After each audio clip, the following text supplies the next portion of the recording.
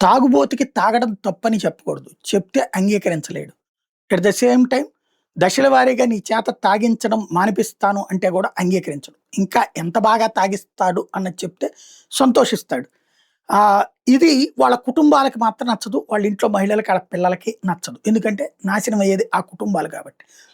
ఇదివరకు అందుకనినే జాగ్రత్తగా తాగుబోతులకి వ్యతిరేకంగా ఉండేయి ప్రభుత్వాల వాదన. ఇప్పుడు సీను మారిపోయింది. తాగేవాడిని ఎంకరేజ్ చేస్తూ తాగడంలో తప్పు లేదన్నటువంటి ప్రచారాన్ని తెర మీదకి తీసుకొస్తూ, ఇష్టమైన బ్రాండ్‌లు తాగడానికి అవకాశాలు ఇవ్వట్లేదన్నటువంటిది రాజకీయ ఎజెండాగా మారినటువంటి సందర్భం మొన్న ఎన్నికల్లో చూసాం.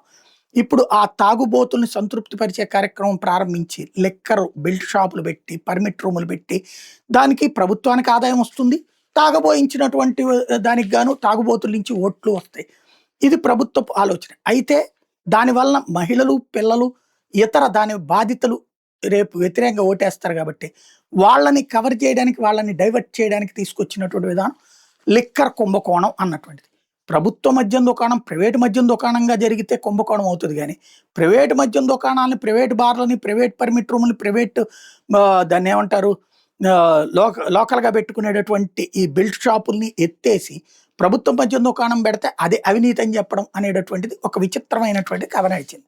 ఏంటయ్యా అంటే సత్యప్రసాద్ అనేటటువంటి ఒక అధికారి ఇచ్చినటువంటి వాంగ్మూలం ఆధారంగా మిథున్ రెడ్డిని అరెస్ట్ చేశారు, రాజకేశ్ రెడ్డిని అరెస్ట్ చేశారు, లేకపోతే బాలాజీ గోవిందప్పని అరెస్ట్ చేశారు ఇట్లాంటిది. ఈ సత్యప్రసాద్ అనేటటువంటి వ్యక్తి వాస్తవంగా మానసికంగా స్థిరంగా లేనటువంటి వాడు. అతనిచ్చినటువంటి 164 అంటే సంతకం లేనటువంటి అతను చెప్పాడన్న నివేదిక. Invalid as for legal terms. 164 magistrate ఎదుట అదే వ్యక్తి ఇచ్చేటటువంటి వాంగ్మూలం. అది కూడా it should be challenged. It can be challenged. అట్లాంటి కాన్సెప్ట్‌కి సంబంధించినటువంటి దాన్ని అడ్డుపెట్టి బడా బడా అరెస్టులు, రోజుల తరబడి ఏదో జరిగిపోయింది, లక్షల కోట్లు అది ఇది అని జెప్పేసి. చివరికి ఆ న్యాయమూర్తి గారు ఏదయ్యా ఆధారాలు?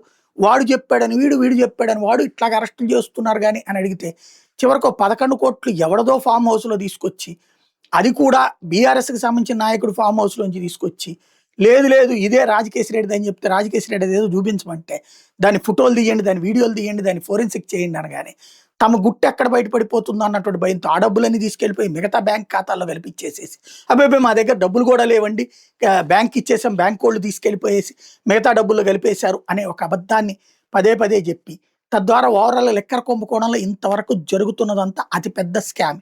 ఇప్పుడు దాంట్లో వైసీపీ వాళ్ళు ఇంకో కొత్త కోణాన్ని టచ్ చేశారు. వాళ్ళ అనుకూల మీడియా అనే కంటే కూడా వాళ్ళ సొంత మీడియా అయినటువంటి సాక్షి ఒకటి హైలైట్ చేసుకొచ్చింది.